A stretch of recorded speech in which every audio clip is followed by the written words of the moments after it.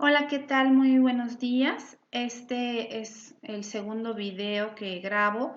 En él vamos a hablar de la teoría del aprendizaje significativo propuesta por Ausubel.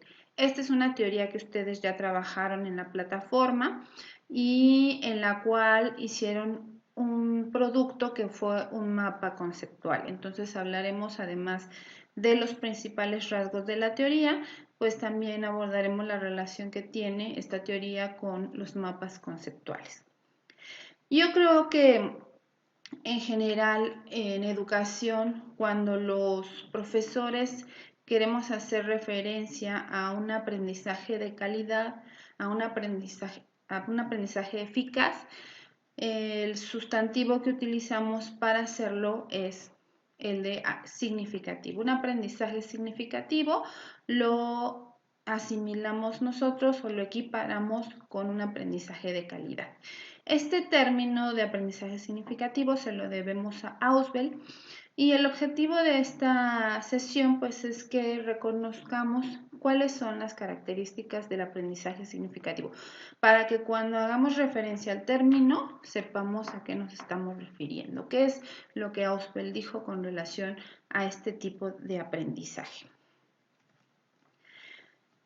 Tenemos primero que para este autor el aprendizaje tiene que ver con la organización y la integración de la información en la estructura cognitiva del individuo. Ya vimos que en general las teorías cognitivas coinciden en el hecho de que existe una estructura cognitiva y que esta estructura cognitiva es la que permite que una persona vaya aprendiendo a lo largo de su vida, ¿sí? Esta estructura cognitiva se va enriqueciendo y en el caso de la teoría de Ausubel, lo que nos dice es que la estructura cognitiva es la forma en la que una persona, un ser humano, tiene organizada la información en su cerebro. Es decir, esta estructura cognitiva integra todos los conocimientos previos que nosotros poseemos con relación a cualquier tema y que vamos adquiriendo a lo largo de nuestra vida. Y esta estructura cognitiva es muy importante porque está formada no solamente de lo que hemos aprendido de forma teórica, sino está formada también por un conjunto de creencias y por un conjunto de experiencias. Estos elementos que conforman la estructura cognitiva, pues conforme vamos desarrollándonos y vamos teniendo más experiencias, vamos adquiriendo más conceptos, vamos conociendo más disciplinas, pues se va robusteciendo. Estas creencias, conceptos y experiencias están relacionados entre sí. A este concepto o a este proceso de relación entre las creencias, los conceptos y las experiencias es a lo que Ausubel le denomina anclaje. Es decir, gracias al anclaje nosotros podemos integrar todos estos elementos que vamos adquiriendo a lo largo de nuestra formación para conformar nuestra estructura cognitiva. El aprendizaje significativo desde la perspectiva de Ausubel es entendido como aquel tipo de aprendizaje que se da cuando una información nueva se enlaza con las ideas que ya se encontraban o que existían en la estructura cognitiva del sujeto que va a aprender. Y esto lo representa a través del esquema que pueden ustedes ver en la diapositiva. Dice, en la estructura cognitiva hay una información existente que se llaman conocimientos previos y hay una información nueva que es la información que se va a adquirir.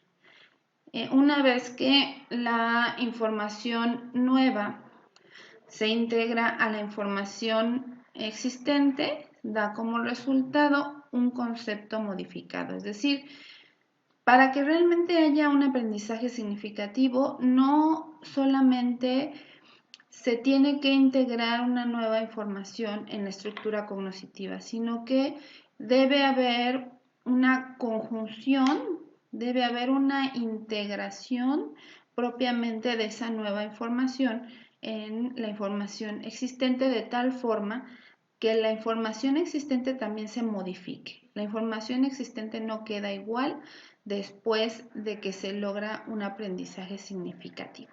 Esta información existente se modifica gracias al proceso de asimilación. Ese proceso de asimilación es el proceso que permite hacer la suma de la información existente y la información nueva. Para Ausberg existen varios tipos de aprendizaje y es justamente de estos tipos de aprendizaje de donde se desprende la propuesta de los mapas conceptuales. Hay que recalcar que Ausberg no crea los mapas conceptuales como estrategia didáctica o estrategia de aprendizaje, sino que son otros autores más recientes los que, a partir de lo que Ausberg dice de lo que es el aprendizaje, llevan a cabo esta propuesta de los mapas conceptuales. Pero es justamente a partir de estos conceptos que vamos a hablar en este momento que podemos decir que los mapas conceptuales están sustentados en esta teoría. Entonces nos dice Ausberg que existen tres tipos de aprendizaje significativo.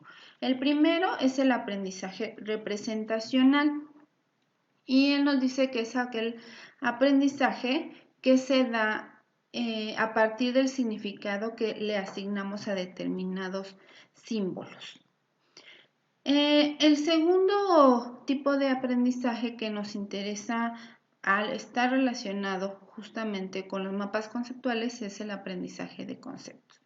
Dice que nosotros podemos, a partir de un concepto, identificar los atributos esenciales de sus referentes. Es decir, cuando nosotros escuchamos un concepto, automáticamente vienen a nuestra mente una serie de atributos que nos permiten describir o definir ese concepto. Entonces, si nosotros escuchamos la palabra perro, que es un concepto, pues podemos a partir de esa palabra identificar los atributos de lo que es un perro. Si escuchamos la palabra casa, si escuchamos la palabra aprendizaje, que es una palabra más compleja porque es una palabra abstracta, pues también es un concepto y a partir de ese concepto nosotros podemos identificar los atributos que hacen que ese concepto sea diferente a otro, ¿sí? Y finalmente nos habla del aprendizaje proposicional. Y el aprendizaje proposicional, de acuerdo con lo que dice el autor, se da cuando es posible enlazar varios conceptos estableciendo relaciones entre ellos. Entonces, yo tengo el concepto aprendizaje, tengo el concepto significativo, tengo el concepto estructura cognitiva, y a partir de la relación que yo establezca entre esos conceptos, voy a formar proposiciones, es decir, voy a lograr un aprendizaje proposicional. Entonces, el aprendizaje proposicional se da cuando yo soy capaz de establecer una relación jerárquica entre los diferentes conceptos que conforman a una disciplina.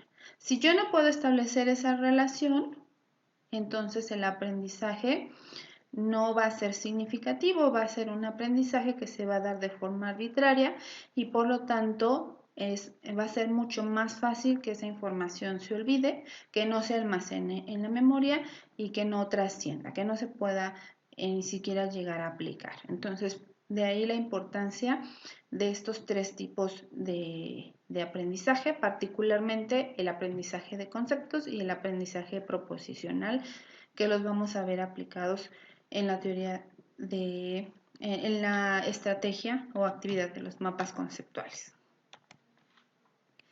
También nos dice Ausberg que existen, desde el punto de vista jerárquico, tres tipos de aprendizaje. el aprendizaje subordinado, el aprendizaje superordenado y el aprendizaje combinatorio.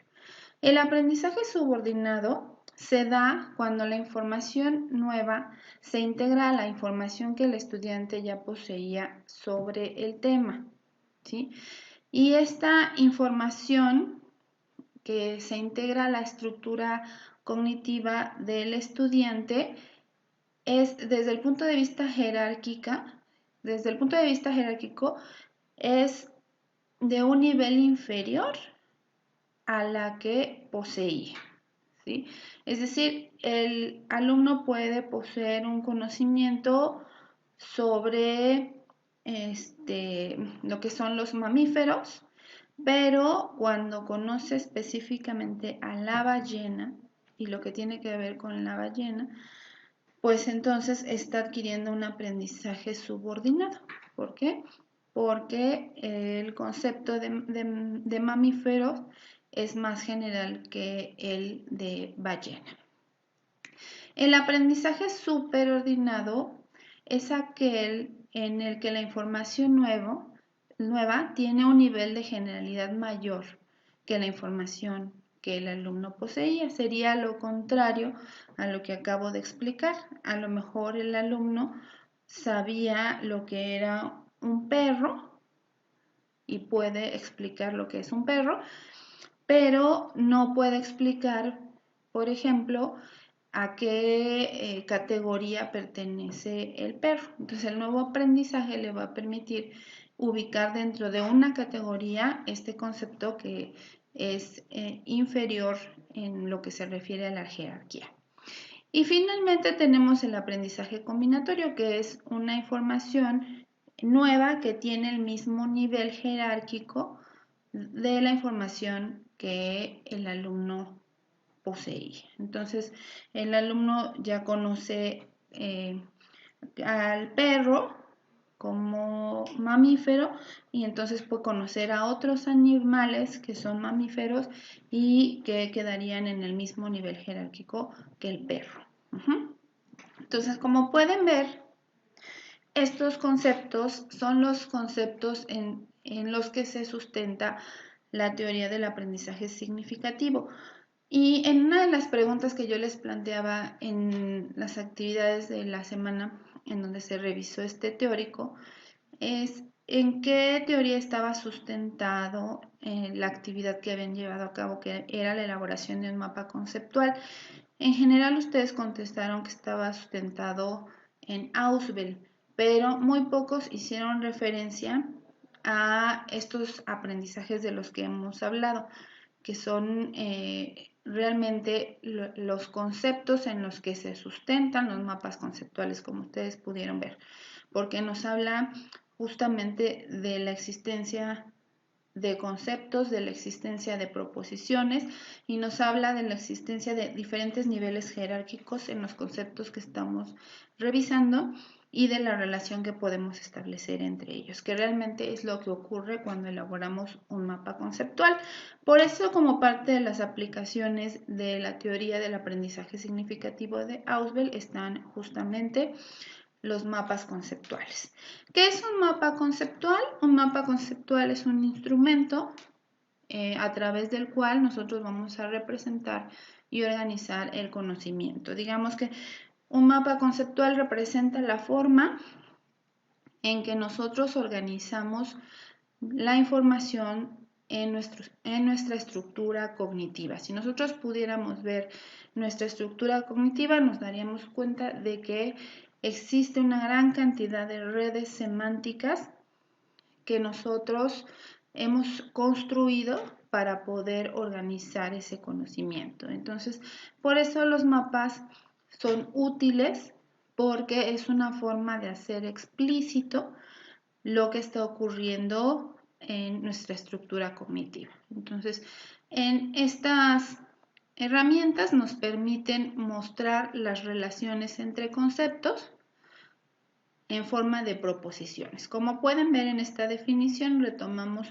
algunos de los conceptos de la propuesta de Ausubel. Nos habla de la existencia de conceptos y nos habla de la existencia de proposiciones. Entonces nosotros En los mapas conceptuales lo que vamos a hacer es a establecer relaciones entre conceptos para formar proposiciones. Y estas relaciones entre conceptos las vamos a establecer con palabras de enlace. ¿Qué es una proposición? Una proposición es una frase, es un enunciado o es una oración acerca de cierto objeto o suceso que ocurre en el universo, de forma ya sea natural o artificial. Y una característica fundamental de la proposición es que contiene por lo menos dos conceptos interconectados a partir de una palabra de enlace, y esta relación o esta interconexión que se da entre estos dos conceptos es coherente. Es decir, cuando yo hago la lectura de esa proposición, la voy a poder comprender, la voy a poder entender. Entonces, sintetizando, una proposición, ya dijimos, es una oración que se conforma con al menos dos conceptos y que es coherente en el momento en el que yo la leo.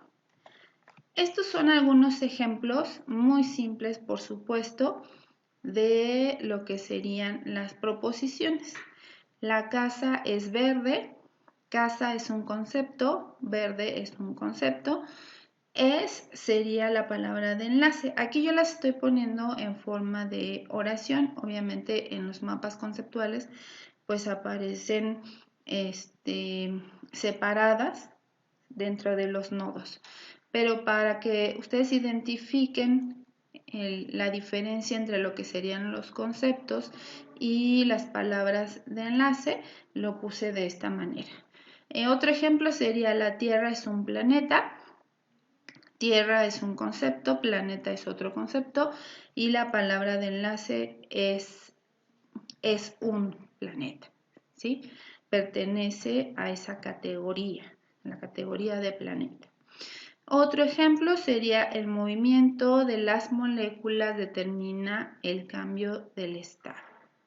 Y tenemos en amarillo los conceptos: movimiento, moléculas, cambio de estado. Y las palabras de enlace: de las, determina el. Y finalmente, las páginas web deben contener imágenes que atraigan al usuario. Aparece nuevamente en amarillo los conceptos, y las palabras de enlace aparecen en negro. También estas proposiciones son conocidas como unidades semánticas. Digamos que la proposición es la unidad semántica mínima que permite la comprensión del significado, ¿no? Entonces, si yo leo la casa es verde, estoy leyendo una unidad semántica y puedo comprender ese significado. Puedo imaginarme una casa verde a partir de, como decía, la inferencia de las características tanto de la casa como del color verde, que yo sé cuál es el color verde. Los mapas conceptuales, como su nombre lo indica, están estructurados por estos elementos: los conceptos, las palabras de enlace y los conectores. Aquí incluiría también los nodos.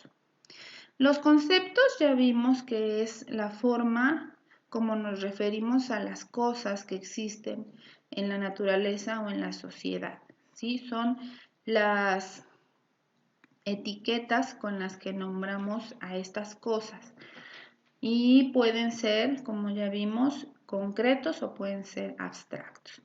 Las palabras de enlace son las que nos van a permitir establecer las relaciones entre los conceptos y de esta forma construir nuestras proposiciones u oraciones. Están los conectores, que son líneas, y los nodos, que son las cajas, normalmente rectángulos, en los que incorporamos los conceptos para poder organizar nuestro mapa. Este es un ejemplo muy sencillo de lo que sería un mapa conceptual. pueden ver en morado los nodos, pueden ver dentro de los nodos los conceptos y pueden ver las líneas de conexión y las palabras de enlace.